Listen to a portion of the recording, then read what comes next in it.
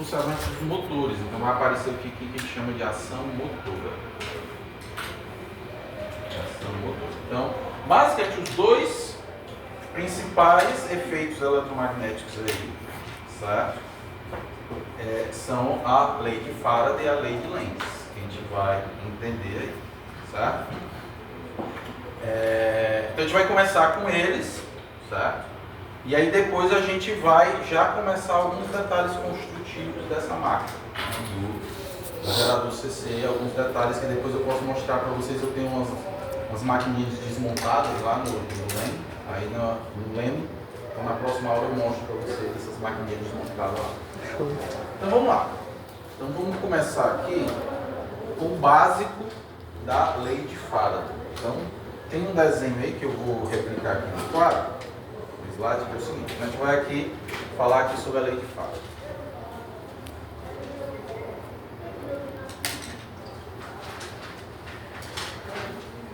Certo? Então é o seguinte, ó. Imagine que eu tenho aqui uma região que eu tenho um campo magnético. Aí vem a pergunta: como é que você criou esse campo magnético? Por enquanto aqui não nos interessa, mas eu estou desenhando aqui como se eu tivesse dois ímãs. Né? Então, vamos supor que esse campo magnético foi criado por ímã.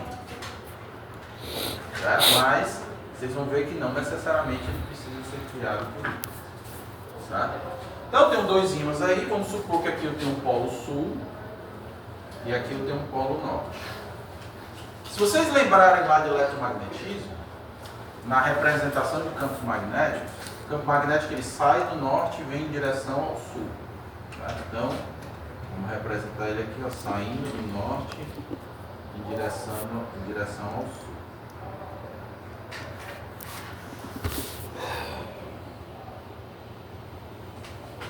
Certo? Então tá aí, você tinha dois ímãs lá, criou uma região que tinha um certo campo magnético. A letra que normalmente a gente usa para representar o campo magnético é a letra B. Certo? E a unidade do campo magnético é o Tesla, no sistema internacional. O Tesla é da mesma empresa lá de carros elétricos, né? O nome da empresa veio por causa desse cientista, do Tesla. Né? E vocês viram em máquinas 1 lá, o motor de indução. A grande, digamos assim, contribuição do Tesla para a área elétrica é que ele é considerado um dos pais do motor de indução. Certo? O Faraday também, o Faraday tem uma unidade, se vocês lembrarem que vocês estudaram circuitos, a unidade de capacitância, né?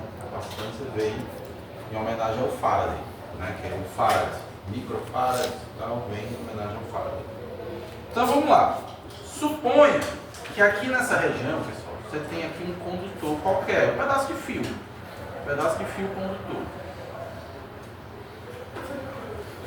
Certo? E você decide mexer esse condutor na presença do campo. Então você vai mover ele para cá, para cima. Certo? Né? Para você mover ele, você tem que aplicar uma força. Né? Para você mover ele aí para cima. E ele vai se mover com uma certa velocidade. Né? Você começa a mexer ele vai estar ali se movendo com uma certa velocidade. Né? O que o Faraday percebeu?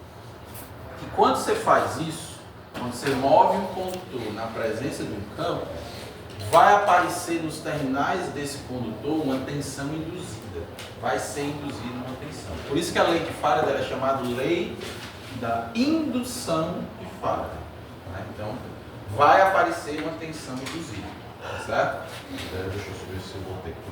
Eu vou só colocar aqui a polaridade dessa tensão, mas já eu explico. Então, nos terminais do condutor vai aparecer com uma tensão. Ó. E essa tensão induzida, normalmente a gente usa a letra E para ela. Tá? Então vai aparecer uma tensão induzida. E o Faraday equacionou essa tensão nesse jeito que está aí no desenho que eu fiz. Já a gente vai generalizar um pouco mais. Que essa tensão induzida ela é dada pelo quê? Pela intensidade do campo.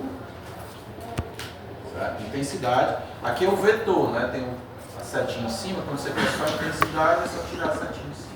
É só como se fosse o módulo do vetor. Entra também o comprimento do condutor. Certo? Então, detalhe, esse condutor podia ser bem grande. O comprimento que me interessa é a parte do condutor que está imersa no campo magnético. Então, normalmente a gente considera considera esse comprimento aqui. É o comprimento do condutor que está tendo influência do campo. Então, se esse condutor fosse gigante, eu só consideraria essa partezinha aqui, que é só a parte onde eu tenho o campo. Tá?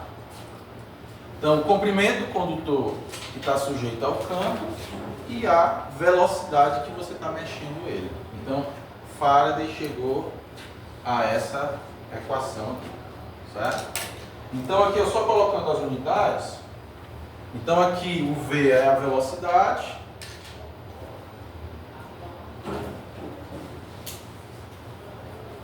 No sistema internacional, né, isso aqui é em metro por segundo.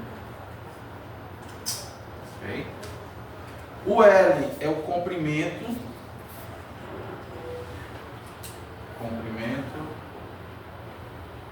do condutor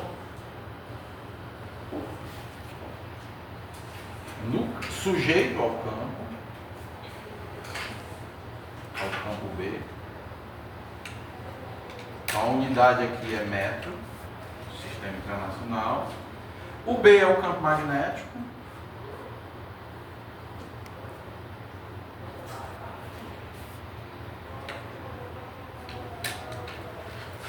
Que a unidade é o Tesla. Certo? E o E aqui é a tensão induzida.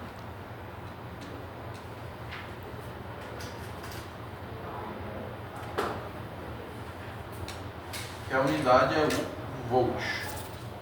Certo? Então perceba aí, ó, você acabou de criar uma fonte de tensão. Certo? Você mexeu o condutor na frente do campo, criou uma fonte de tensão. Certo?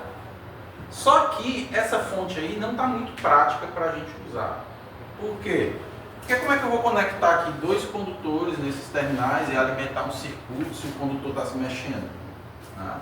Então, a gente conseguiu ter tensão induzida, só que agora a gente tem que tornar isso aí mais prático de ser utilizado. Né? E a gente vai começar a mudar aí a forma dessa construção para tornar mais prático. Mas a lei de Faraday me diz isso aí, certo? Tem direito agora? Beleza?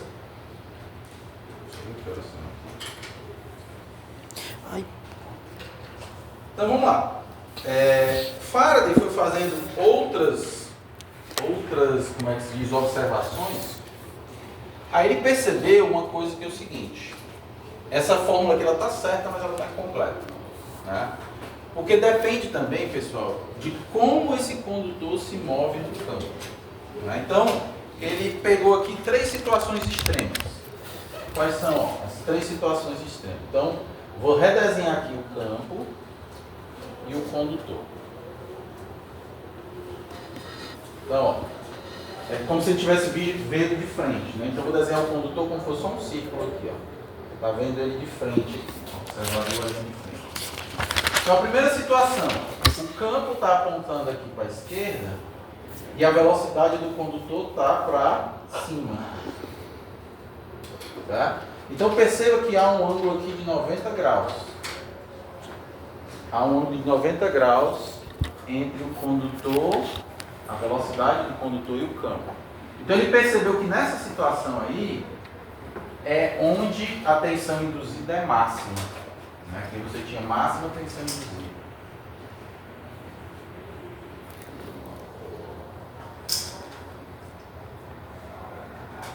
Certo? É a máxima tensão induzida. Então, se eu for construir uma fonte de tensão, o ideal é que eu trabalhe com uma construção desse jeito, que aí eu consigo obter a máxima tensão induzida desse movimento do condutor na presença do campo.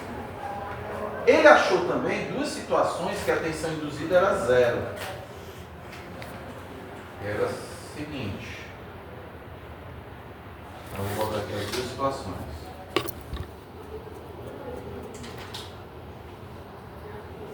Então, se você mover o condutor na mesma direção e sentido do campo, então está aqui a velocidade e aqui o B. Eu percebo que aqui é como se. Deixa eu chamar aqui esse ângulo, deixa eu ver o slide, eu chamei de aqui. Eu chamei de beta. Então aqui, ó, nessa situação aqui, esse ângulo entre o B e o V, o beta entre o B e o V, ele é 90 graus.